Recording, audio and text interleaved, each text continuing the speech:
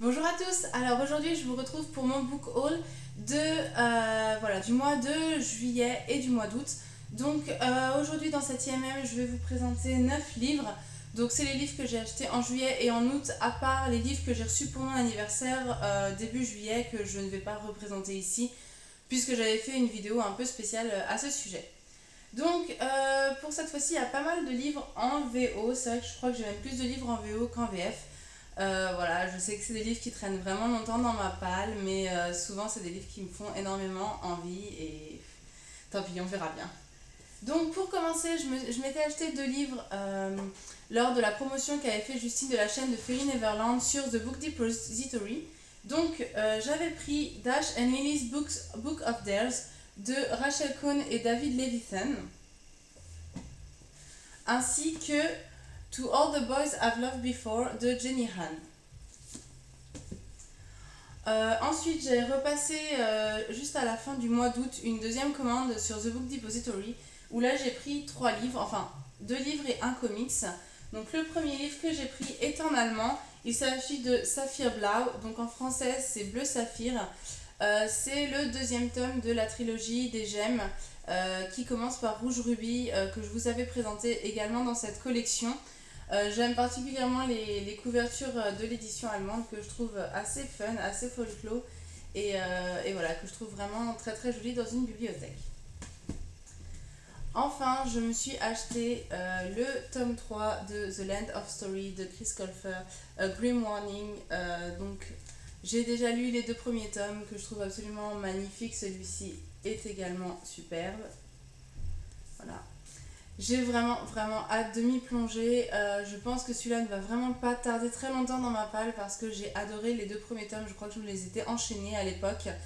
Et voilà, celui-ci a l'air encore plus intéressant parce qu'il a l'air d'être un petit peu plus complexe d'après ce que j'ai lu à l'intérieur sur le résumé. Et donc j'ai vraiment hâte de voir ce qu'il y a à l'intérieur. Enfin, je me suis acheté un comics, donc c'est Civil Wars chez Marvel. Donc c'est un comics sur les Avengers et il paraît que c'est le meilleur comics sur les Avengers qu'il faut lire et qu'il est accessible même si on n'a pas lu toute la panoplie des Avengers, puisque les comics, le problème des comics c'est qu'il y a tellement de variances, il y a tellement de séries différentes que c'est très difficile de savoir où commencer et celle-ci m'a l'air assez accessible et j'avais déjà lu le début chez un ami en français. Sauf que la BD en français est juste à un prix inabordable, donc du coup je me le suis pris en anglais. Ensuite, mon père à la fin du mois m'a envoyé L'œuf de dragon, donc 90 ans avant le trône de fer de George R.R. Martin, qu'il a déjà lu, donc du coup il me l'a envoyé. Donc ça fait partie de la saga du trône de fer, dont je suis toujours en train de lire l'intégrale 3, j'ai bientôt fini.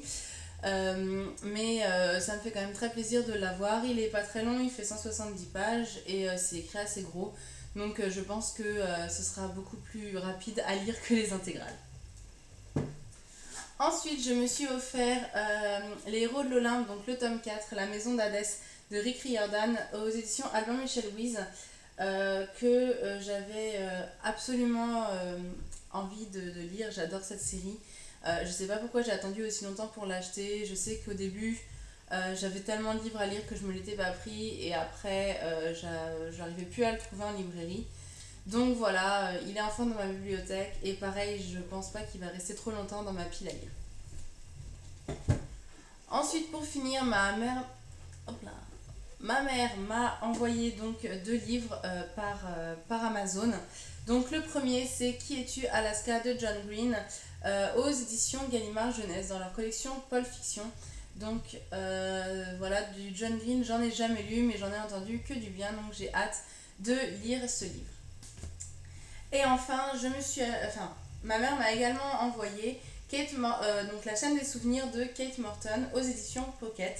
Donc c'est pas un style que j'ai vraiment l'habitude de lire, mais la 4e de couverture avait l'air intéressante et donc j'aime beaucoup la couverture également, donc je voulais essayer et voir si ça allait me plaire. Voilà, c'est tout pour cette vidéo. Comme d'habitude, n'hésitez pas à me dire ce que vous pensez des livres que j'ai achetés. Si vous en avez lu certains, ça m'intéresse énormément. Et puis moi, je vous dis à bientôt. Ciao!